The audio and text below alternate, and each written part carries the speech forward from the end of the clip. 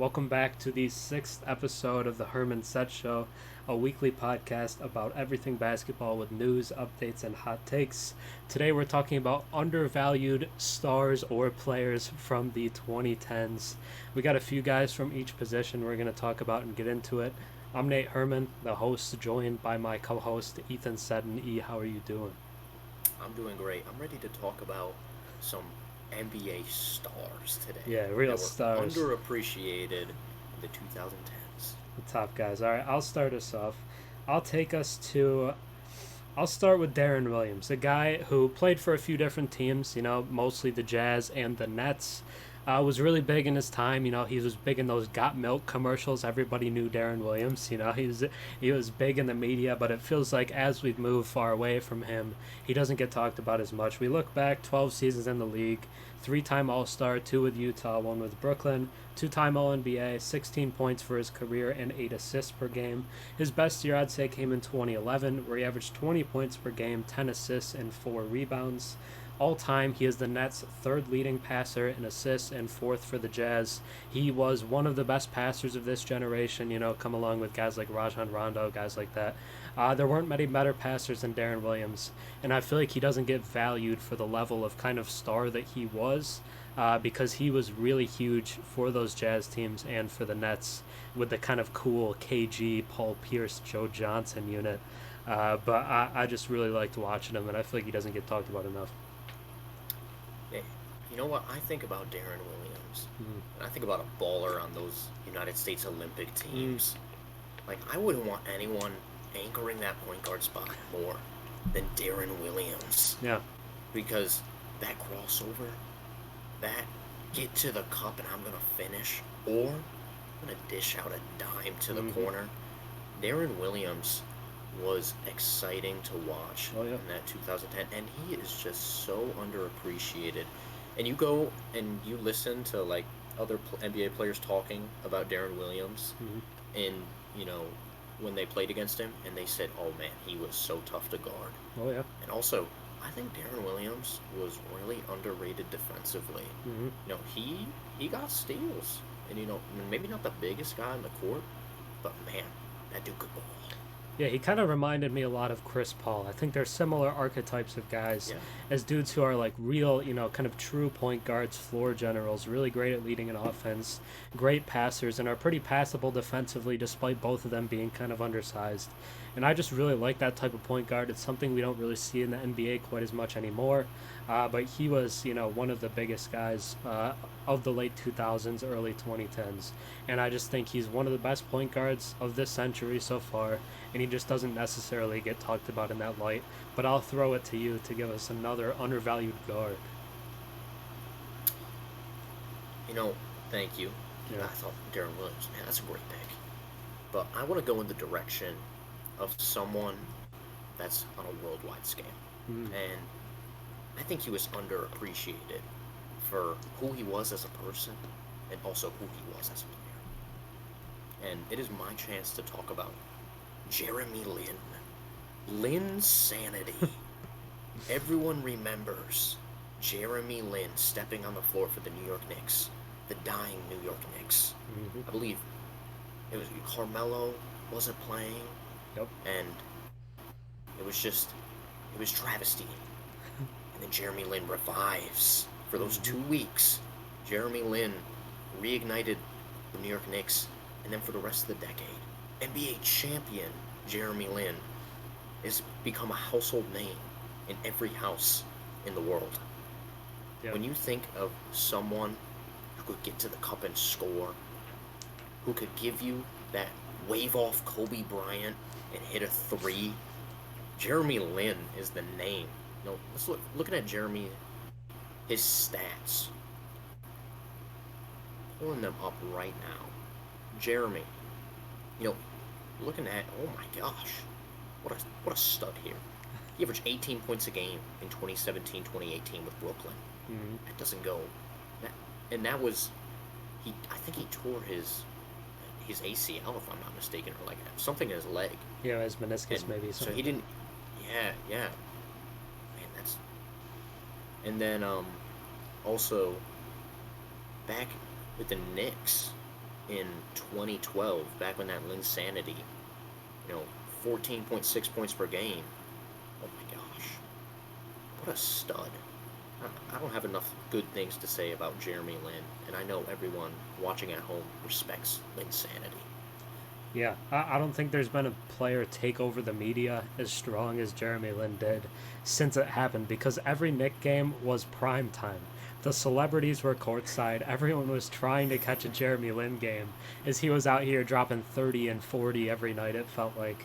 People genuinely wondered when Carmelo Anthony, multi time All Star, dubbed the King of New York, when Carmelo came back, would he have to pass off to Jeremy Lin? Because Jeremy Lin was the new star of the city, and he was awesome to watch. Yes. Everybody loved watching him. It was a type of player as an Asian man who we just hadn't seen a lot of. There wasn't a lot of Asian representation in the league at the time, and it was huge to bring in a larger fan base. It was huge to just kind of get eyes on the NBA, and he was a great player, and he was a good guy. His teammates always loved him. I remember in Charlotte, he had that really giant mohawk that was really interesting. Oh yeah. It felt like it was, like a foot high above his head. It was really something else. But he was out here bowling. Not many players in their career have shrugged off Kobe. Him and Swaggy P, one went better than the other. But Jeremy Lin is out here hooping. I loved everything I saw from him. The closest thing I feel like is Cam Thomas dropping 340 pieces out of nowhere. But Jeremy Lin, it's not something you see super often, and it definitely doesn't get appreciated for the player and the teammate that he was. I still have Linsanity shirts.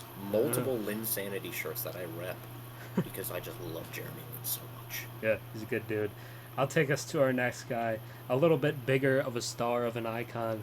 I'm going to take us to Isaiah Thomas, 5'9" king, short king Isaiah Thomas. IT4 was the clutch guy in the fourth quarter. 11 seasons, but really his prime was those 2 years with Boston, which were pretty easily the best years of his career, as he was one of the best point guards in the NBA over that time, was top 5 in MVP voting in 2017, which was his best season, 29 points per game, 6 assists. It just felt like he was unstoppable. It seemed like we hadn't seen a player of his size be able to use the rim to his advantage as well as he did, because usually you're getting shots blocked, but because of how he could maneuver himself and put himself in places where he couldn't get blocked, it really took him to a different level. Had that tough injury going into the playoffs. His sister had died as well, but went out there and won the Celtics a playoff series, played through it, and then they kind of screwed him over, traded him away for Kyrie, and he was just never the same. Didn't get the bag because of the injury. It was a tough career ending for Isaiah Thomas, but he was like one of the first jersey shirt kind of guys I repped. I loved Isaiah Thomas. He was just a guy that non-hoopers could relate to. As a 5'9" guy, people were like, oh, this dude can't do it, but the shorter guys can do it too. And he was out here hooping, and everybody loved to watch it. And he was a good scorer for his career, 18 points per game, and was the last pick in the draft when he was drafted, the 60th overall pick. Was nice on those Kings teams with DeMarcus Cousins. I remember him and Boogie kind of lighting it up early in his career. And I just loved everything about Isaiah Thomas, the way he carried himself, the way he could get like a bucket at any position on the court, it felt like. And I just loved watching him play. I think he was a star, and he doesn't get talked about anymore because of the injuries. Yeah, he gave LeBron a run for his money against Cleveland, back when he was in his prime on the Celtics. And because he was hooping, and he used to be able to run the pick and roll and then hit any shot off of it. Yep. His little quick step back, or he'll fake the dribble and then take it inside. He could finish too, which is kind of exciting. And how many points did he drop in that? I think it was like a Drew League game or something. It was a ton. It was like 70 something at least. It was a ridiculous. I think he might have gotten like 80 something. Yeah, it was a lot. And that just shows you like IT was a hooper, as I say. And I towards the end of his career, it was really sad. How many 10-day contracts did he get? Multiple. I think there was one of the Pelicans. There was one of the Hornets. He had a few with the Hornets before they signed him for the rest of the year. Yeah, but but looking back on his prime, he was super exciting to watch with the pick and roll, and really cool story with unfortunately his sister passing away, but him just stepping up and doing it for her, and going out and just getting buckets. Isaiah Thomas, solid player, underappreciated, definitely a great pick. Yeah, for sure. I mean, he was just one of the most fun players to watch. He was kind of Dame time before Dame time, as he was, Yeah, out that's there a great point. pointing to his wrist with the watch. He was clutch in the fourth quarter. Yeah. And I just don't think he gets talked about for the level of player that he was, as we've gotten about 5 years past where his prime really was. And it doesn't feel like it was appreciated for how awesome it was. But do you have another guard you want to take us to? Oh, I absolutely do. And I've named Jeremy Lin, you Mm, know, as a great guard, but I also have another one. And this guard played from 2011 and to 2019, perfect for the decade. And when it gets talked about underappreciated, I think about Jimmer Fredette. yeah. Jimmer the sniper. Nobody could go out there and hit a deep three. He was Curry before Curry Mm, existed. yeah. Out of BYU, one of the greatest college basketball players of all time, Jimmer Fredette, averaging in his rookie year for the Sacramento Kings 7.6 points per game. And let let's not look at the stats too much, because Jimmer would go out there and he had multiple 30-point games where he could absolutely just draw up any offensive play and hit a shot from 30 feet away, Yep. because Jimmer was a sniper and forever will be known as the Shanghai Sharks legend to this day. Yeah, Jimmer was a vibes guy. You watch Jimmer, you're like, this guy's a hooper. He just feels like a hooper. He's one of those guys you're watching and you're like, this guy is dominant. He knows how to shoot. He can shoot from range. He's fun to watch. And really was kind of ahead of his time with the way that he played. You just didn't really see that when he first came into the league before it was kind of revolutionized by Curry, the way that people shoot the ball. And I don't think he was really given the leash that maybe he should have been. Wasn't able to take those shots because it just wasn't the way that it was at the time. But Jimmer, if he had come in more of today's era, I think he'd be a lot more appreciated and he probably would have had a better career.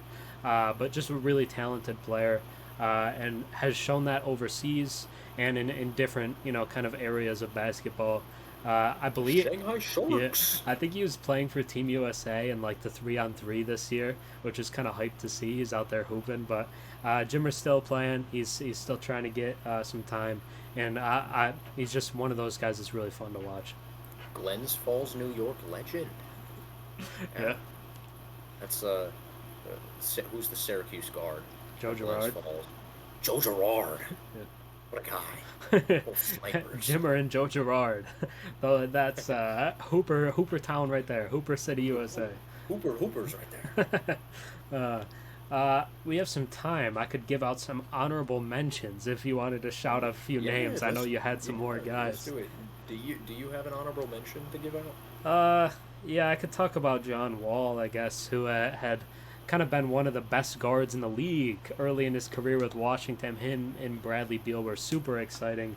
But he is the Wizards' all-time assist leader and fourth in scoring. I don't think people realize quite how dominant he was with Washington. He was awesome. He was a five-time All-Star in a very short amount of seasons and was all defense. People don't remember he was that good defensively. 23 points per game in his best season and 11 assists as well as 2 steals. Was going to be on the same level as Russ, as guys like that.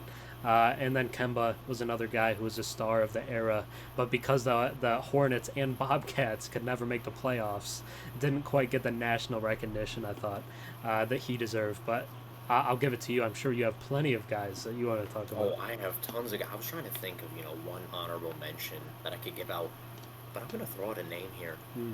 Honorable mention to Ty Lawson of Ty the Lawson. Denver Nuggets. Yeah. Nobody remembers Ty Lawson, but this guy does. Ty Lawson, what? When early 2010s Denver Hmm. Nuggets with who was the coach? Coach.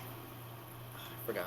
Yeah, it Was it wasn't Michael Carl? Yeah. Malone. He wasn't there yet. No. It was Coach Carl, maybe. I don't know. Yeah. George Okay. Karl, right? Yeah, George Carl, right? Yeah. Yeah, Coach Carl, man. With him, Was it Danilo Gallinari? Yep, Kenneth And Fareed. That was the kind of yeah, that filled squad. with role guys that still made the playoffs. They were fun to watch. Yeah, Yes, yeah. yeah. And man, Ty Lawson, he could throw lobs. He could throw those lob He could throw passes, and he lobs. was, oh man, yeah. Man, great honorable mention right there. Ty Lawson. What a guy. Yeah. Get those buckets, Ty. That's probably all of our guards we're going to talk about for the 2010s. So we're going to wrap up this part of the podcast here. And next time we'll be talking about forwards and wings who are undervalued. But thank you guys for watching. Think about subscribing. We're on the road to 10K. Almost at 1 Road to a million. million. Yeah, road to a million. Almost at We're a almost million. right there. Let's go. But thank you guys for 990,000 watching. We'll see you guys on Thursday probably. I think is how the dates will work out. So thanks for watching. That's it for us. Peace.